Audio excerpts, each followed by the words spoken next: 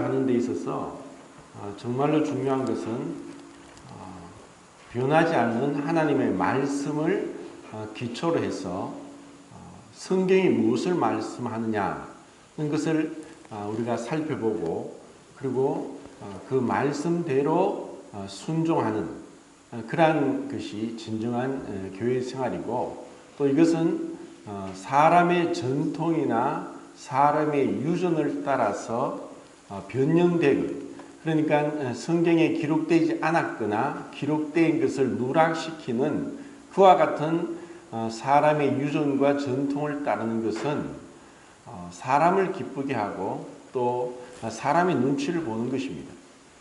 우리는 신앙에 있어서 항상 하나님 앞에 서서 계산할 것을, 회개할 것을, 심판받을 것에 대해서 항상 우리가 염두에 두지 않는다면은 그렇게 행할 수밖에 없습니다.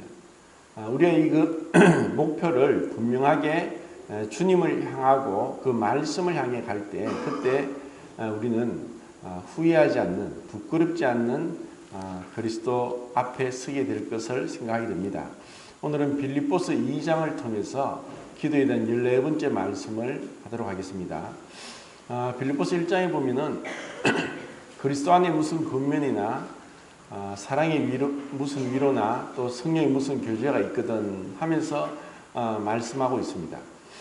우리가 흔히 교제한다 하는 것은 세상 사람들이 교제한다는 것은 그들은 한 편파적으로 한 부분만 생각하고 우리가 교제한다는 말을 오해하기도 합니다. 왜냐하면 세상 사람들이 교제한다는 것은 남녀 간의 에로스적인 연애하는 그런 사랑을 생각하기 때문에 우리가 교제한다고 할 때 그들이 이제 오해할 수 있습니다.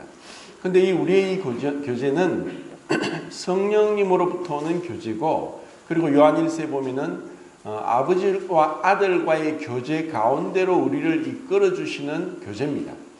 이것은 너무나 아름다운 것입니다.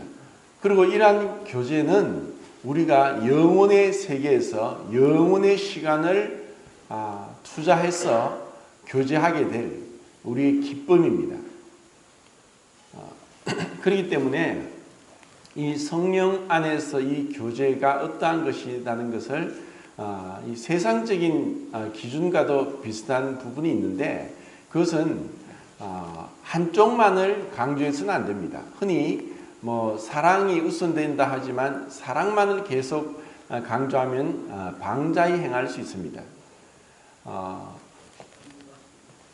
그리스도 안에서 무슨 권면이나 이 권면이 필요하지 않은 사람은 이 세상에 아무도 없습니다. 그런데 그 위치나 자리에 갈수록 권면을 받기를 싫어하고 권면을 받지 않게 되면은 사실 진정한 교제는 되지 않습니다. 네가 무엇인데 감히 나를 권면하느냐, 이런 마음을 품게 되면은 그 사람이 어떠한 지위에 있느냐에 따라서 이 엄청난 횡포가 될 수 있고 독재가 될 수 있습니다. 왜 독재자가 나오느냐? 그들에게는 다 아부를 하기 때문에, 신하들이 아부를 하기 때문에 자기의 잘못을 모르고 그렇게 권면을 받지 않게 되고, 그래서 이제 독재를 하게 되는 거죠. 제가 좋아하는 한 신문사, 유명한 경제신문의 논설 주필 계시는데, 그분이 이제 오랫동안 그 경제신문의 주필로 있으면서 여러 명의 대통령들과 함께 청와대에 들어가서 기자회견을 하는데 수백 번을 들어갔다고 합니다. 그러면 같이 이제 청와대 출입 기자 신분증으로 청와대에 가서 취재를 하고, 그때 들어갈 때 신문사 사장도 들어가고 대학교 총장도 들어가고 기업 그룹의 대표 어느도 그 그룹 총수도 들어가고 또 각계각층의 교수들이나 지도자들이 들어가서 대통령하고 이제 회견을 하는데, 대부분의 사람들은 그 대통령 앞에 아부성 발언을 다 한답니다. 우리는 생각할 때 제가 좀 전에 말씀드렸던 그런 여러 각계 지도 계층에 있는 다른 평범한 시민들보다도 월등하게 높은 지위에 있고 또 권력과 명예를 가지고 있는 사람들조차도 대통령 앞에 가면은 아부성 발언을 정말 입에 침도 안 바르고 한다는 그런 얘기를 하는데, 근데 이분은 대통령 앞에 쓴소리를 하기로 유명했답니다. 아닌 건 아니고 비록 대통령이지만 이런 것은 잘못됐지 않습니까? 라고 자기는 그런 소리를 했고, 그래서 사람들이 이제 자기가 올바른 소리 한다는 걸 알고 있었답니다. 그런데 한번 굉장히 지위가 높은 어디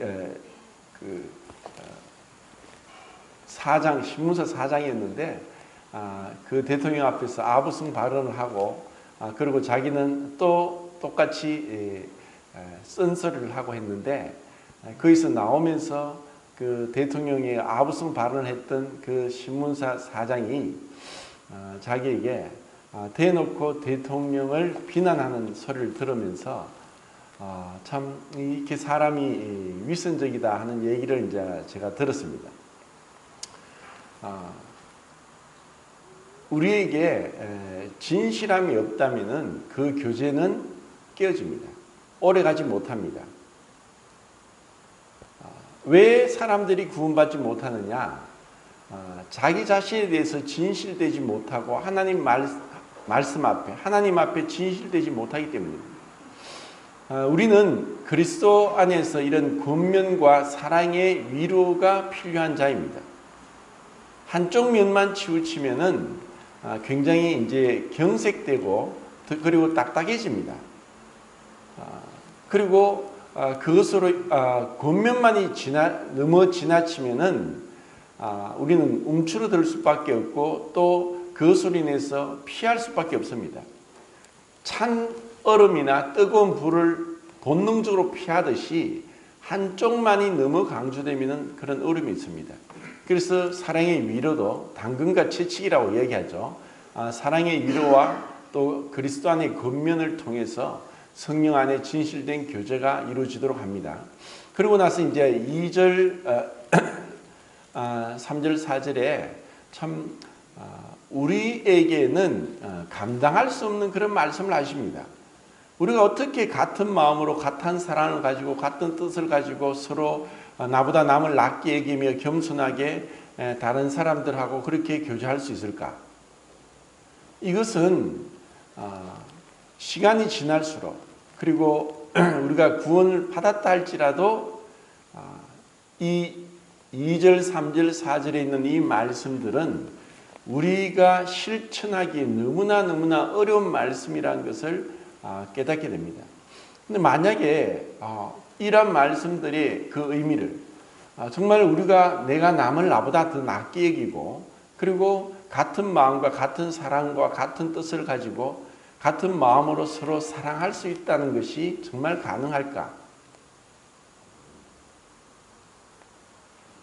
만약에 그렇게 생각한다면은 그것은 혼자만의 착각일 수 있고 그리고 혼자의 생각이고 관념적인 것이 지나지 않습니다. 실제로 우리 사람은 가까이 가면 가까이 갈수록 맞지 않다는 것, 그리고 부딪히는 게 나올 수밖에 없습니다. 그것은 왜 그런가? 우리는 다 불완전할 뿐 아니라 우리 속에 깊이 숨겨져 있는 죄성, 결코 남을 나보다 더 낫게 여기고 내가 저 사람보다 더 못하다고 할 수 있는 그와 같은 마음을 우리가 갖기에는 우리가 너무나 부패하고 타락했다는 것입니다. 진실하고 정직하게 자기 자신을 바라보면은 우리는 이와 같은 제가 드린 말씀에 동의하게 될 것입니다. 세상에 왜 다툼이 일어나느냐? 왜 교회 안에서도 분열이 일어나고 다툼이 일어나느냐? 이와 같은 2절, 3절, 4절 말씀을 우리가 실천하지 못하기 때문입니다.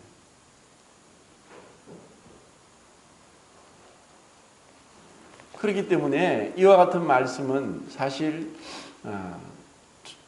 하나님 앞에 정직하게 주님 저는 솔직히 그렇게 할 수 없습니다 하고 내가 어떻게 하여야 이 말씀을 실천하고 또 이와 같은 죄에서 구원받을 수 있고 이와 같은 깊이 뿌리 박힌 죄성에서 벗어날 수 있습니까? 하는 하나님 앞에 간절함이 없이는 불가능합니다. 자, 그것을 우리가 잘 아는 그 5절부터 8절까지 읽고 또 말씀을 드리겠습니다.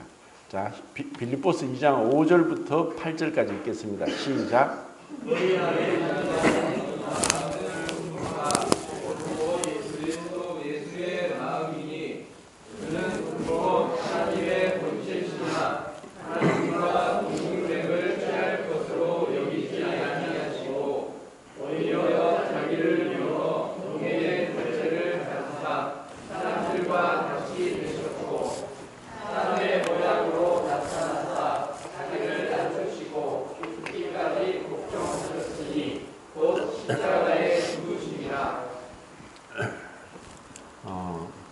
우리가 너무나 잘 아는 말씀, 너희 안에 이 마음을 품으라 곧 그리스도 예수의 마음이니, 우리가 이 그리스도 예수의 마음이 없이는 2절, 3절, 4절 이 말씀은 결코 실행할 수 없습니다.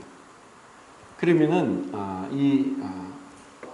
방금 읽은 5절부터 8절까지 말씀에서 왜 예수님께서 그렇게 이 땅에까지 성육신 하셨느냐, 왜 그렇게 하셨느냐, 이 말씀을 한번 곰곰이 생각해 보도록 하겠습니다.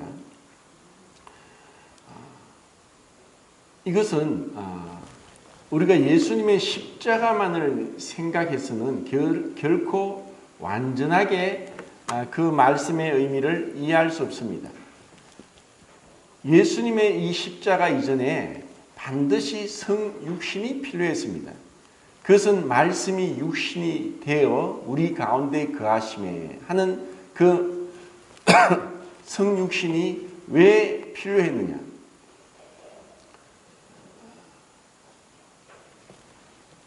하나님께서 하나님과 동등됨을 취할 것을 여기지 아니하셨다. 그 예수님은 하나님이십니다. 하나님 그 분께서 왜 어떻게 사람의 모양으로 사람으로까지 자기를 비워 종의 형체를 가져 사람의 모양으로까지 오셔야 했던가? 그것은 바로 우리의 죄 때문입니다. 그리고 우리의 그 죄의 뿌리 아니면 죄의 기원, 죄의 시작 같은 말인데 그 죄의 시작은 바로 교만입니다.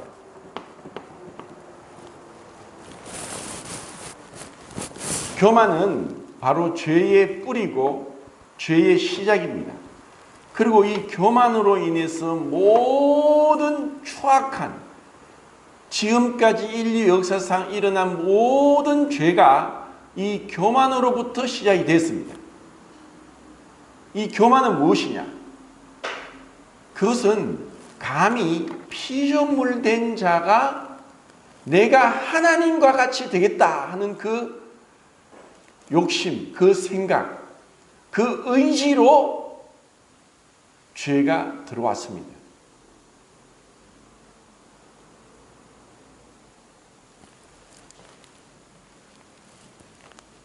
그리고 이 교만은 우리 스스로는 절대로 없앨 수 없습니다. 우리가 구원받았을지라도 죽을 때까지, 이 육신을 벗을 때까지 이 교만의 삭은 잘라지지 않습니다. 이것이 얼마나 무서운가를 이제 역으로 생각해 보겠습니다. 이 교만을 없애기 위해서 이 교만을 뿌리채 뽑고 교만을 극복하기 위한 그 유일한 방법, 그것은 하나님께서 사람의 모양으로 육체를 입고 오셔야 했던 것입니다. 우리는 예수님께서 하나님과 동등됨을 취할 것을 여기지 아니하시고 자기를 비워 사람과 같이 되었고 또 사람의 모양으로 나타나셨으며 자기를 낮추시고 십자가에 죽기까지 복종하셨다는 이 말씀을 보면서 그 예수님은 하나님이십니다. 골로새서 1장 15절 16절에는 예수님으로 인해서 이 세상을 창조했고 그리고 그 예수 그리스도를 위해서 이 세상을 창조한 그분이 창조자가 되실 뿐 아니라 창조의 목적도 바로 예수님 때문이라고 말씀하고 있습니다. 그리고 히브리서 1장 2절 3절에서 하나님의 본체고 그 영광이시고 그리고 만물을 붙들고 계시고 골로새서 1장 15절 16절에 만물보다 먼저 계시고 만물 안에서 만물을 다 통일하시고 다스리시는 그 분이라고 말씀하고 있습니다. 그런데 어떻게 해서 그 이 세상을 창조한 창조주 하나님께서 이 피조물인 그 흙으로 만든 인간의 모습으로까지 오셔야 했느냐? 그것을 보면서 이 교만이 얼마나 지독스럽게 뿌리 깊게 우리 속에 결코 우리 스스로는 벗어버리지 못하는 악의 근원이라는 것을 우리는 보게 됩니다.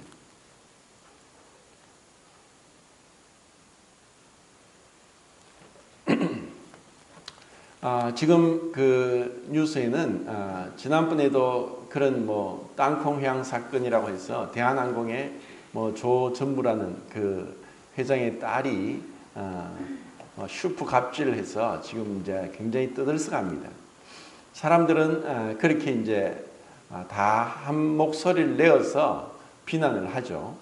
그런데 저는 만약에 우리 중에 누가 그와 같은 그 조 전무의 자리에 있었다면은 그와 같은 행동을 할 것이라고 장담합니다.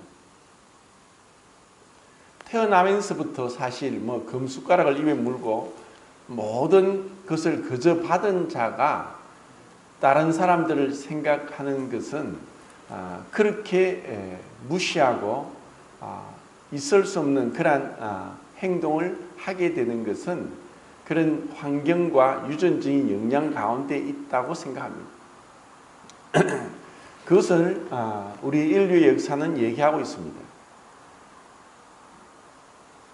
왜 그룹의 총수의 자식들이 재산 다툼으로 보통 사람이 평생을 해도 한 번도 보지도 못하고 만지지도 못한 돈을 가지고 있음에도 불구하고 더 많은 돈을 가지려고 그렇게 싸우느냐? 그것이 바로 그 권력, 욕심에 대한 우리의 태도입니다. 그것은 그와 같은 자리에 있으면, 그와 같은 권력을 가지게 되면, 그와 같은 명예를 가지게 되면 그런 교만한 마음으로 다투게 되어 있는 것이 우리의 죄성입니다. 죄가 없이 창조되었지만 죄를 지을 가능성이 있는 존재로 지음을 받았던 인류의 역사상 가장 완전하고 죄 없이 지음받은 첫사람 아담은 그와 같은 욕심으로 죄를 범합니다. 그리고 수많은 왕들, 그리고 하나님께서 이스라엘 왕들 가운데서 뛰어난 그런 왕들조차도 그 교만을 버리지 못했습니다. 이것은 남녀노소, 지고하를 막론하고 그리고 동서고금을 막론하고 우리 안에 모두에게 숨겨진 것입니다. 다만 그것이 드러나지 않았을 뿐입니다. 그런데 우리가 이러한 하나님과 동등됨을 취하고 여기지 아니하시고 자기를 비어 종의 형체를 가지고 사람의 모양으로까지 낮아지신 그 주님을 생각할 때 우리 안에 숨겨진 이 무서울 만큼 지독스럽게 죽지 않는 이 교만이 얼마나 끈질긴가를 알게 됩니다.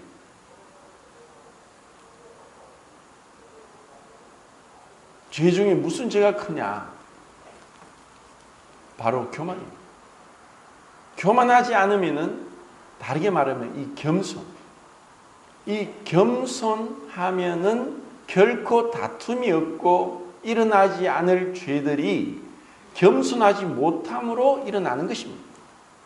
그리고 이것은 우리가 신앙생활을 많이 하고 지식이 많이 쌓이고 또 교회에서 어느 자리에 있는 만큼 더 교만에 빠질 위험은 더욱더 커지고 있습니다.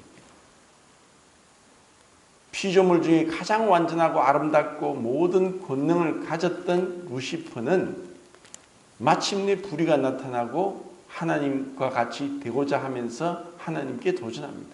이것이 죄의 시작입니다. 그렇지만 결코 하나님과 같이 되지 못합니다. 악마가 되죠.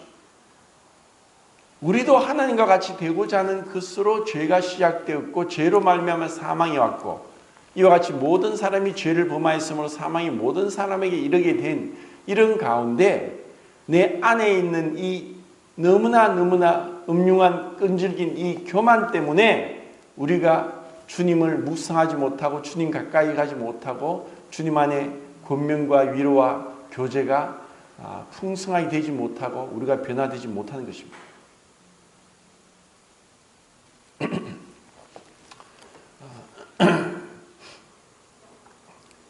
우리 주님께서 성육신을 입고 오신 그것을 생각하면서 제가 이런 생각을 해왔습니다.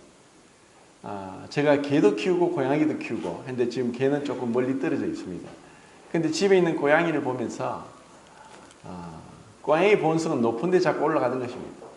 근데 저는 그렇게 높은 데 올라가는 게 참 싫더라고요. 그러면 이제 높은 데만 올라가면 제가 쫓아냅니다. 그러면 또 워낙 낙법을 잘하니까 아무리 높은 데 가도 뭐 자연스럽게 이제 뛰어내립니다. 그러면서 털이 있기 때문에 저는 털이 안 보이지만 저희 자매가 털 봐라 하면서 털을 치우기에 바쁩니다. 그리고 제가 집안에 있지만 한번 만지고 또 하면은 반드시 손을 씻습니다. 왜냐하면은 똑같은 피조물이고 동물임에도 불구하고 제가 그 고양이를 보는 것은 너무나 현격한 수준 차이가 나기 때문에 구별이 될 수밖에 없습니다. 그런데 하나님께서는 영이십니다. 영원하신 분입니다. 무소부재하시고 거룩하시고 완전하시고 전지전능하신 분이십니다. 그런데 그분이 이렇게 유한한 육체로 오시기까지 자기를 비워서 낮아지시고 사람의 모양으로까지 오신 것은 우리의 이 교만을 없애고 치료하고 그리고 우리를 겸손케 하기 위해서 진정으로 피조물로서 그리고 구원받은 자로서 하나님 앞에 올바른 위치에 가도록 하기 위해서 주님께서 성육신 하셨습니다. 주님의 그 성육신을 우리가 깊이 묵상할수록 내 안에 있는 이 악한 이 교만을 버릴 수 있을 것입니다. 그리고 그것을 어떻게 버리느냐? 바로 주님께서도 성육신하시고 인간의 모습을 가지고 오셨음에도 불구하고 자기를 낮추시고 죽기까지 복종하셨습니다. 그래서 1828년도에 태어나서 아프리카 성자라고 하는 앤드류 모레이가 겸손이라는 책에서 이렇게 얘기합니다. 자아의 죽음으로 피어나는 완전한 꽃은 겸손이라는 열매를 맺는다 하고 이야기를 합니다. 그 겸손은 바로 자아의 죽음으로 주님의 십자가의 죽음으로 우리에게 참된 피조물로의 위치 그리고 구원받은 하나님의 자녀로서 그리스도의 신부로서 그리고 그리스도의 형제로서의 위치가 되게 하는 것입니다. 그 죽음이 아니고서는 결코 이것은 치유될 수 없는 것입니다. 노력한다고 되는 것이 아닙니다. 그런데 우리가 어떻게 그렇게 자기를 부인할 수 있겠습니까? 그것은 바로 말씀과 기도밖에 없습니다. 그리고 이 그리스도의 마음으로 우리 안에 충만하게 될 때, 그리스도의 영이 우리를 충만하게 주장하게 될 때, 그때 이 악한 교만으로부터 벗어날 수 있습니다. 이렇게 주님 앞에 가까이 갈수록 우리 안에 말이나 태도나 수시로 일어나는 어떻게 하든 인정받고 자랑하고 대우받고 하는 이와 같은 사소하지만 죄의 시작인 그 자아로부터 나오는 그 교만의 무서움을 알게 될 때 입을 다물고 분쟁을 그치게 되고 다툼이 그치게 되도록 할 것입니다. 주님은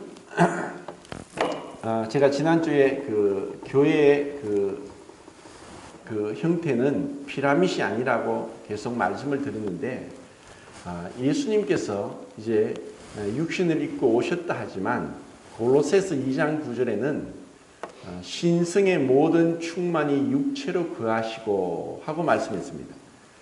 이것은 참 신비입니다. 예수님께서 하나님과 동등됨을 취할 것을 여기지 아니하시고 사람의 모양으로 오셨지만 그분이 하나님됨을 포기하신 것은 아니라는 것입니다. 그것이 신성의 모든 충만이 육체로 거하시고 완전한 사람으로 오셨을 뿐 아니라 완전한 하나님이시고 그리고 그 두 성품은 한 인격으로 존재하면서 서로 분리되어 있으면서 결합되어 있고 그리고 나누어지지 못하는 그와 같은 마지막 아담으로서 주님이 오신 것은 우리 인간이 감히 피조물이면서 하나님과 같이 되고자 한 그 끄나큰 반역 죄를 치료하기 위해서 그분이 하나님께서 인간이 되신 겁니다. 이것은 얼마나 큰 은혜인지 모릅니다. 우리 누구도 하나님께 그런 요구를 할 수도 없고 하나님이 그렇게 하실 필요도 없고 그렇게 하시는 것은 영적인 존재인 피조물인 천사들조차도 살펴보기를 원하고 의아해하는 것이고 감히 상상도 못할 일이었습니다. 그런데 주님이 그렇게 인간의 모습으로 오셨지만 그분의 삶을 통해서 30년 동안을 아무도 모르게 똑같은 사람으로서 그 법적인 아버지 요셉의 그 권위 아래 순종하면서 30년 동안 사셨습니다. 그것은 성경에 기록되지 않았습니다. 다만 누가복음의 12세 때 주님의 모습을 우리가 보게 되지만 성경에서는 다 기록하는 것이 아니라 우리 구원에 필요한 것만 기록하고 있습니다. 그리고 주님은 3년 반 동안 제자들의 스승으로 선생으로서 지도자로서 12제자들과 함께 하셨지만 예수님이 붙잡히실 때 로마 군병들과 대제사장들의 하속들이 그 겟세마네 동산에 왔을 때 누가 예수님이고 지도자인지 몰랐습니다. 그래서 가룟 유다가 입을 맞추면서 이분이 지도자고 예수님이라는 것을 표를 해야 됐던 것입니다. 그것은 예수님께서 그냥 3년 반 동안 스승으로서 권위를 가지고 제자들에게 군림하면서 지시하고 가르치고 또 권면하면서 그렇게 한 것이 아니라 똑같이 정말 그 제자들과 어떠한 다른 옷을 입은 것도 아니고 어떠한 권위를 내세우면서 다른 사람들이 보기에 저분이 저 제자들의 스승이라고 할 정도로 모를 정도로 그분은 겸손하게 제자들과 똑같이 사셨습니다.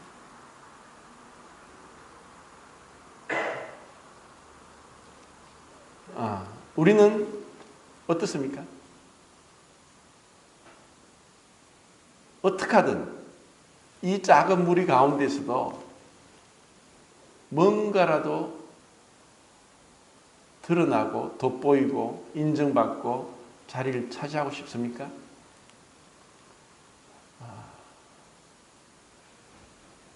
사실 그와 같은 것들은 분열의 시작이고 다툼의 시작이 됩니다. 교회 안에서 행하는 것은 옳고 그름의 문제라기보다는 근본적인, 본질적인 부분, 그래서 우리의 구원에 관한 어떤 삼위일체를 부정하거나 또 아니면은 예수님이 하나님 되심 또 사람 되심을 부정하거나 그리고 십자가의 영원한 속죄를 부정하거나 그리고 믿음으로만 얻는 구원을 부정한다면은 우리가 목숨 걸고 싸워야 됩니다. 근데 그렇지 않은 비본질적인 부분에는 우리가 사랑으로 덮어야 됩니다. 본질적인 것에는 통일을 하고 비본질적인 것에는 자유를 주고 그리고 그 위에 사랑으로 교제하라 하고 독일의 그 헨스텐베르그가 이야기를 했습니다. 그 사랑은 왜 필요한가? 허물을 덮어주기 위함입니다. 그런데 우리가 그런 잘잘못을 따지고 옳고 그름을 따지고 그런 어떤 질서를 따지고 하다 보면은 다툼이 일어납니다. 주님은 그 제자들 가운데 어떻게 사셨느냐? 주님은 나는 너희들 가운데 섬기는 자로 있다. 인자가 온 것은 섬김을 받기 위함이 아니라 섬기려 하고 자기 목숨을 많은 사람의 대속물로 주기 위해서 오셨다고 했습니다.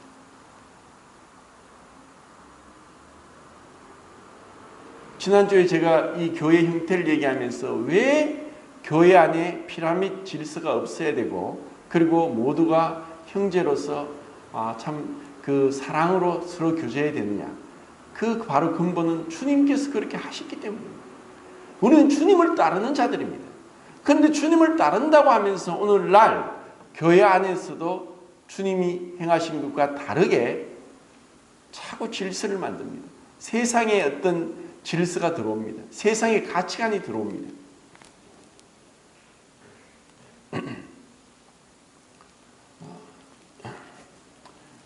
주님께서 이렇게 자신을 전혀 드러내지 않고 오히려 섬기는 자로 계시면서 제자들의 발을 씻겨 주시면서 그리고 주님이 우리의 죄를 대속하기 위해서 붙잡혀서 고난을 받으실 때 그분은 그분의 능력으로 자신을 채찍질하고 자신을 신문하는 그 빌라도와 로마 병정들과 대제사장들을 향해서 어떠한 능력도 행사하지 않았습니다. 그것을 우리는 사사기에서 삼손이 그의 엄청난 괴력이 어디서 나오는가 해서 들릴라가 계속 그 힘의 근원을 알고자 하는데 거짓말을 합니다. 그런데 그 삼손이 자신의 능력이 있는 동안은 그 어떻게 하든 그 머리가 잘려지지 않기 전에는 무엇으로 그를 결박하더라도 그의 힘은 그 모든 결박을 끊어버리고 그 힘을 나타냈습니다. 그런데 예수님은 삼손보다 더 비교하지 못할 전능한 능력을 가지고 있음에도 불구하고 자신을 인간이 겪을 수 없는 고난 가운데 채찍질하는, 모욕하는, 그리고 비난하는 그와 같은 것들을 인내하셨습니다. 왜 그랬습니까? 예수님이 하나님과 동등됨을 취할 것을 여기지 아니하시고 자기를 비워 사람의 모양으로까지 자기를 비워 종의 형체로 낮아지신 것은 바로 주님의 사랑이 어떠하다는 것을 우리에게 보여주기 위함이었습니다.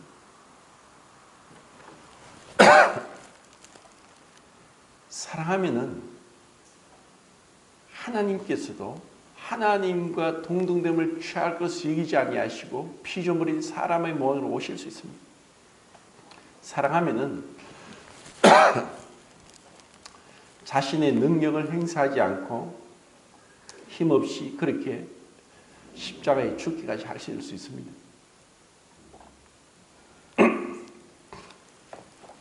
주님의 그 사랑, 그리고 주님의 완전한 겸손, 우리를 위해서 그 목숨을 버리기까지 하기 위해서 육신을 입고 우리에게 가르쳐주고자 한 것이 있습니다. 자, 누가복음을 보겠습니다. 누가복음 5장 16절.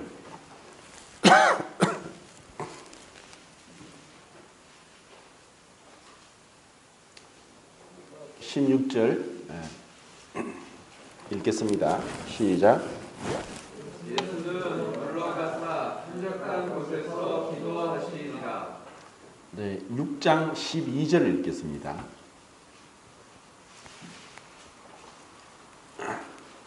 시작. 예수께서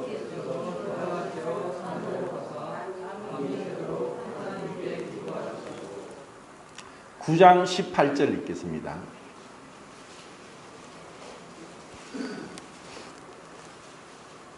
시작.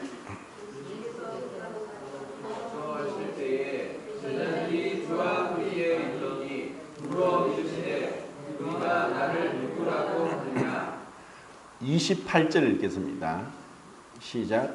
이 말씀을 하신 후 8일쯤 되어 예수께서 베드로와 요한과 야고보를 데리고 기도하시러 산에 올라가사. 그리고 22장 24절부터 27절까지 읽겠습니다. 22장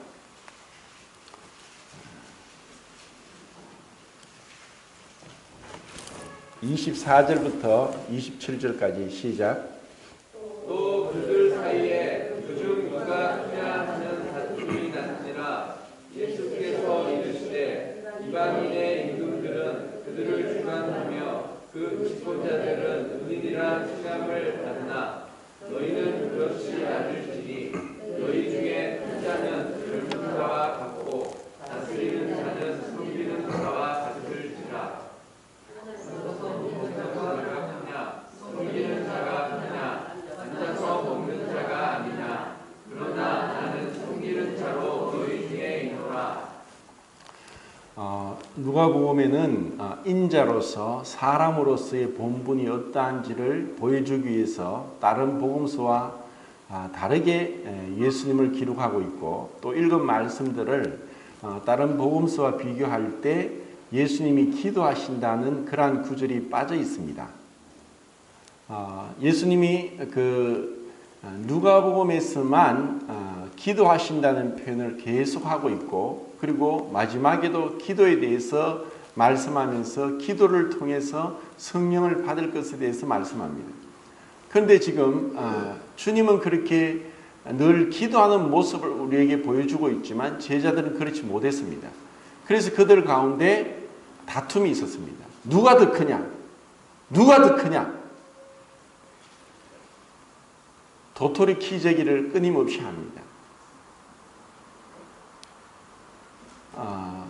빌립보서 1장에도 사도 바울이 감옥에 갇혀 있는데 그리스도의 복음을 전하는 자들이 서로에게 말합니다.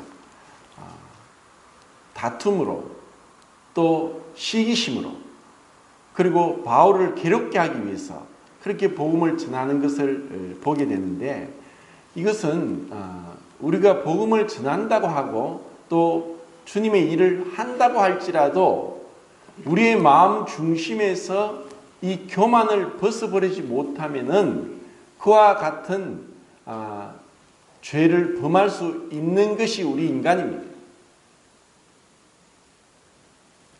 그런데 이 땅에서는 드러나지 않습니다. 주님은 그 모든 것을 나중에 계산할 것입니다. 마음의 동기를 살피시고 우리를 판단할 것입니다. 왜 내가 무엇 때문에 복음을 전하고 무엇 때문에 주님의 일을 하고 무엇 때문에 그렇게 열심을 내느냐. 조금이라도 내가 인정받고 내 자리를 차지하고 드러내고자 하는 마음이 있다면 주님의 마음으로 한 것이 아닙니다.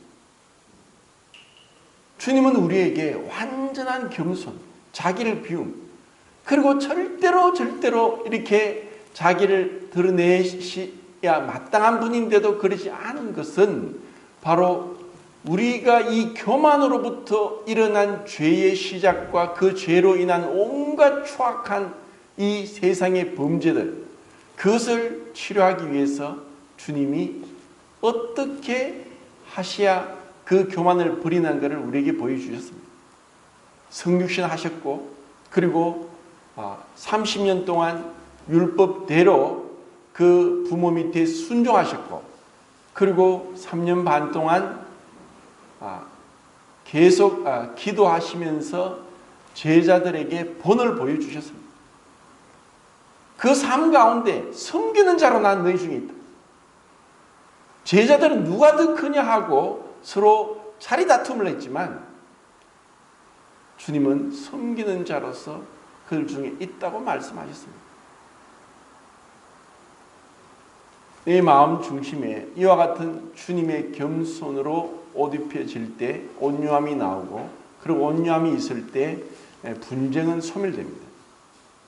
지금 이 세상은 그 국가, 나라들은 결코 이와 같은 말씀을 순종할 수 없습니다.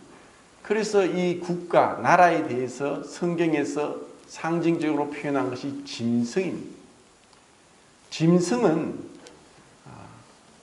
항복을 하지 않습니다. 죽을 때까지 싸웁니다. 피 터지게 싸웁니다. 그것이 짐승의 본능입니다. 적자생존입니다. 약육강식입니다. 내가 먹히든가 내가 먹든가 둘 중에 하나입니다. 이 세상의 국가, 나라도 그와 같습니다. 그리고 구원받지 못한 자들도 그럴 뿐 아니라 구원을 받았다 할지라도 이 그리스도의 겸손, 그 겸손을 우리가 옷 입지 않는다면은 모양은 주님의 일을 하는 것 같지만 실상 내 안에서부터 처리되지 않은 그 교만은 주님 앞에서 다 불태우십니다.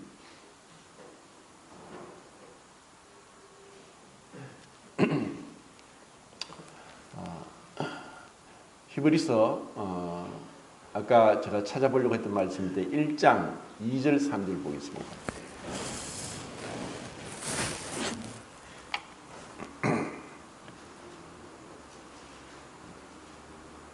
(2절) (3절) 시작.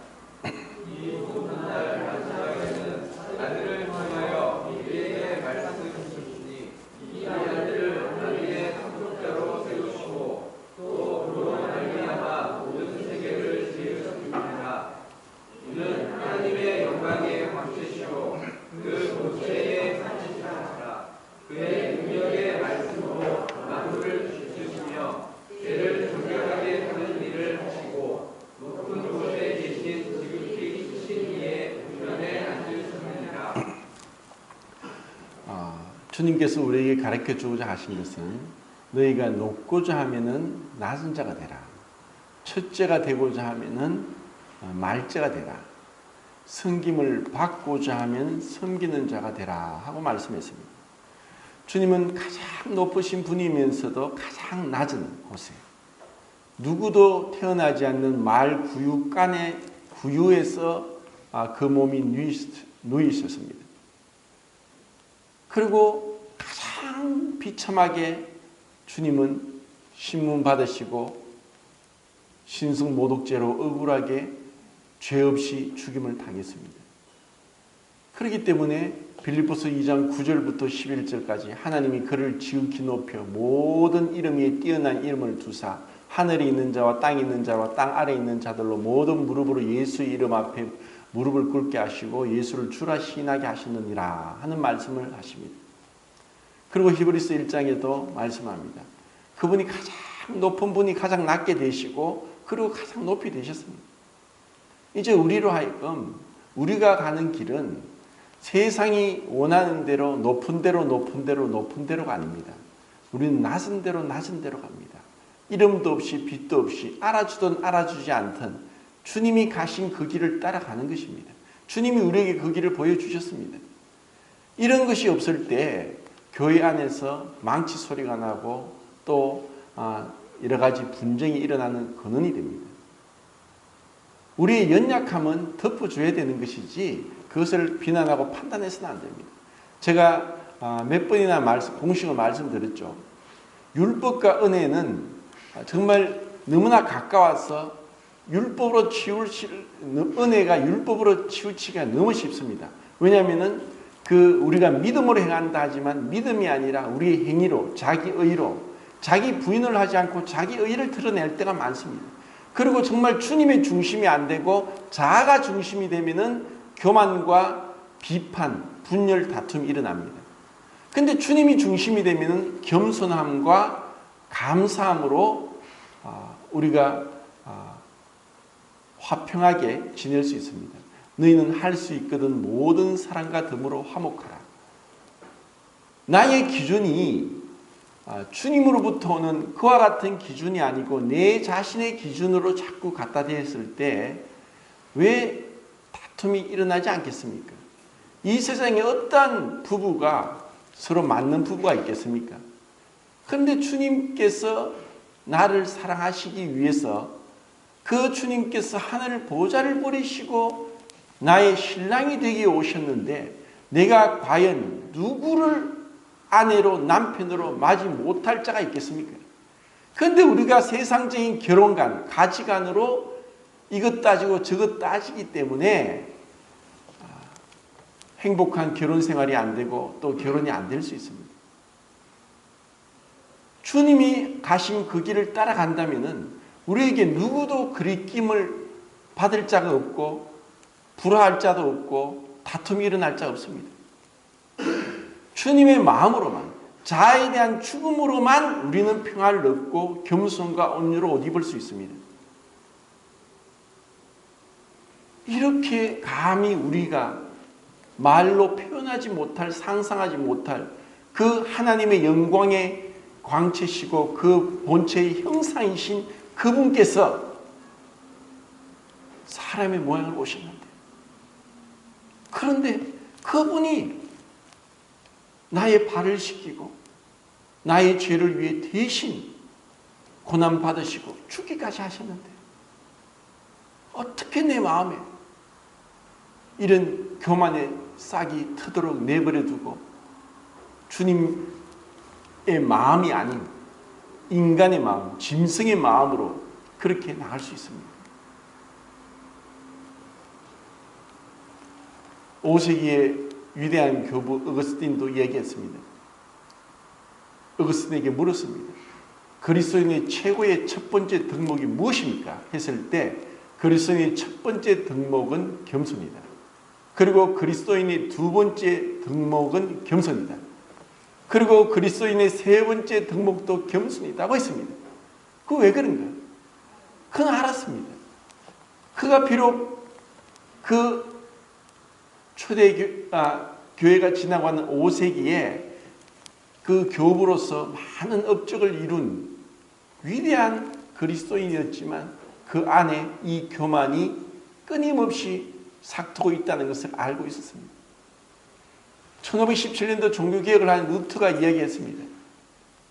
이 세상에 어떠한 교황보다도 더 악하고 무서운 교황이 내 마음에 있다.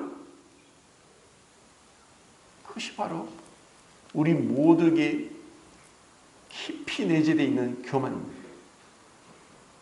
이 교만을 주님의 마음으로 처리하지 않는다면은 우리가 행하는 것들은 주님 앞에 불타버릴 것입니다. 헛된 것입니다. 왜냐? 주님은 우리의 마음의 동기를 살피기 때문입니다. 주님의 마음으로 하지 않은 것, 금과 은과 동이 아닌 나무와 풀과 짚은 다 심판을 견디지 못합니다. 7장 24절 25절 히브리서 7장 24절 25절 읽겠습니다. 24절 25절 시작. 예수는 영원히 계심으로 그 제사장 죽음도 걸리지 아니하느니라. 그러므로 자기를 힘입어 하나님께 나아가는 자들을 온전히 구원하실 수 있으니 그는 다 항상 살아계셔서 그들을 위하여 간구하심이라. 예수님은 레위 지파의 제사장들과는 확연하게 다릅니다. 레위 지파가 제사장으로 있기 전에 이미 아브라함 때 멜기세덱은 아브라함으로부터 11조를 받았습니다.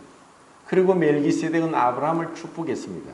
그래서 예수님은 아론 계통의 제사장이 아니라 멜기세덱의 반차를 따르는 제사장이라고 말씀합니다. 그리고 아론 계통의 제사장은 다 죽기 때문에 계속 제사장이 바뀌었지만 예수님은 죽음 가운데 부활하셨기 때문에 영원히 살아계십니다. 그러면서 지금도 하나님 보좌 우편에서 우리를 위해서 간구하고 계십니다. 우리를 위해서 지금도 기도하고 계십니다. 우리로 하여금 이 교만의 무서운 독을 끊어버리고 그리스도의 마음으로 행하도록 기도하고 계십니다.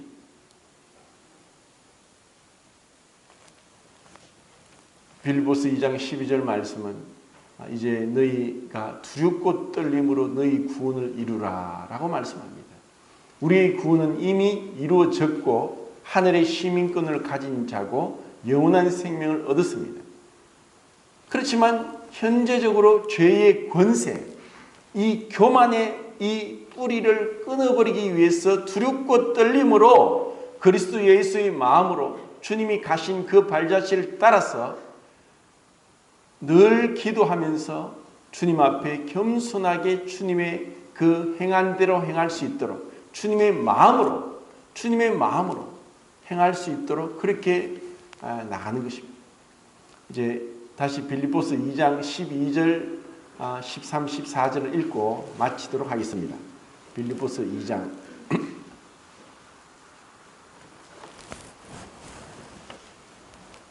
12절부터 14절까지 읽겠습니다. 시작.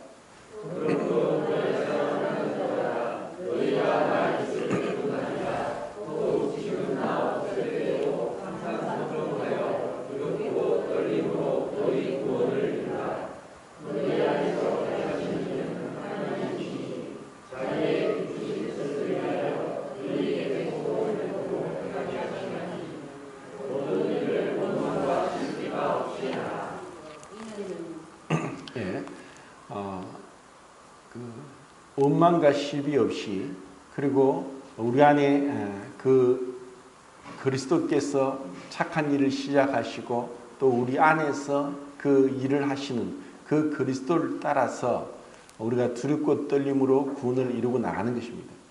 그리고 이제 그 15절부터입니까? 디모데와 에바브로디도를 통해서 그들이 어떻게 주님의 마음으로 행했는가. 정말 그 디모데는 바울을 아버지처럼 따랐습니다. 자식이 아버지에게 순종함 같이 바울은 총각이었고 결혼하지 않았지만 디모데는 바울에게 충성스러운 자식과 같이 바울을 따랐습니다.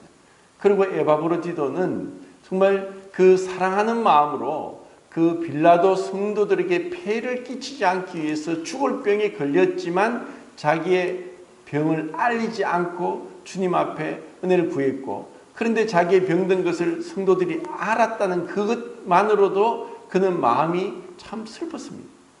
이것이 바로 주님의 겸손과 사랑으로서 서로 형제 사랑을 하는 모습입니다. 이것이 우리가 추구해야 될 것이고 이것이 다른 어떤 많은 일을 하는 것이나 또 어떤 외형적인 어떤 업적을 이루는 것보다 더 크고 중요한 것입니다. 이것은 주님 앞에 기억되고 주님 앞에 불타버리지 않을 것이고 주님이 칭찬할 것입니다. 우리 안에 이와 같은 그리스도의 마음, 하나님과 동등됨을 취할 것을 여기지 아니하시고 자기를 비워 종의 형체를 가지고 사람의 모양으로까지 오셨고 또 자기를 비워 죽기까지 복종하신 그 주님. 그러면서 히브리서 5장 8절에 보면은 주님이 심한 통곡과 눈물로 하나님께 간구와 소원을 올렸고 그의 경외하심을 인하여 들으심을 받았느니라 하는 그 말씀을 볼 때 우리 인자 되신 주님께서 걸어가신 그 길, 우리도 주님 앞에 어떤 문제를 두고 심한 통곡과 눈물로 간구와 소원을 올리고 정말 그분을 경외함으로 나갈 때 주님은 우리의 기도를 응답하시고 또 은혜를 베푸실 것이라는 확신을 얻게 됩니다. 주님이 가신 그 길을 묵묵히 끝까지 남이 알아주든 알아주지 못하든 그렇게 주님 앞에 계산받을 것을 생각하면서 주님을 기쁘시게 하고 그렇게 살아가기를 원합니다.